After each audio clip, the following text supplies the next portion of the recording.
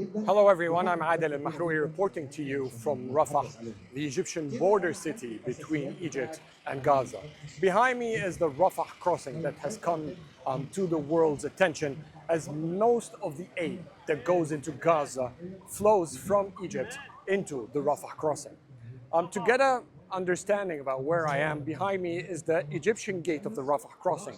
Behind it, there's a buffer zone through which passengers only people can cross that into another gate that used to be open for Palestinians from the Gaza side, but since the war began and as it advanced, Israel took control of that side of the Egyptian crossing. Now it is being operated by the Palestinian Authority and a delegation and monitors from the European Union.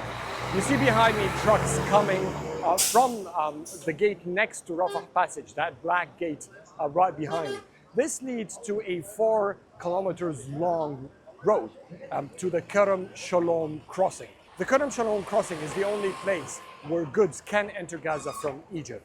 So for any of these trucks, as you see behind me, can deliver the much needed food and aid that the Palestinians need. Gaza has to go to Kerem Shalom, through which Israel security forces will be checking, inspecting, allowing the deployment of these goods or not. We're here today because Egypt has announced the beginning of its 11th aid convoy, a convoy that will amass about 1.5 million tons of goods and necessities, medicine and essentials for Palestinians in the Gaza Strip who are facing massive starvation and dire health conditions.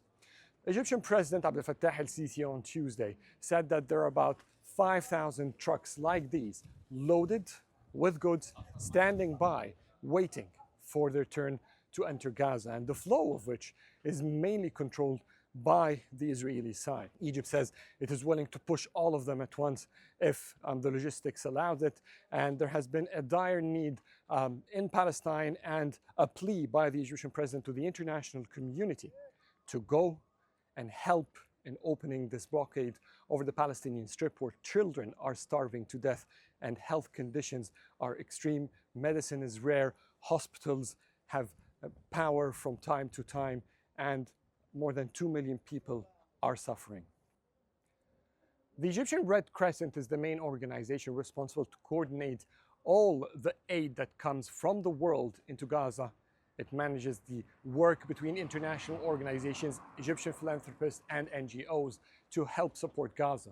From here, organizations like the World Food Programme behind me, international organizations from the UN bodies and beyond are sending support to the Palestinians by every possible means to lift that pressure upon them. But this comes at a critical time. There has been news from Israel coming out that Prime Minister Benjamin Netanyahu approved a full occupation of Gaza. As this unfolds in the coming days, it only promises worse conditions for the Palestinians. And that's why everyone in Egypt, working from the Egyptian presidency to the foreign ministry, are cooperating with Qatar, the United States, and all international partners to try maybe stop that from happening and push for a permanent ceasefire between Israel and the Palestinians in Gaza. The trucks coming behind me are coming out from the Rafah crossing, meaning that they were going in to offload their aid they're carrying, but now they're returning from the Israeli side with their load still on board. It's a complaint many drivers here today told me, that they're seeing still resistance from the Israeli side to pass aid by.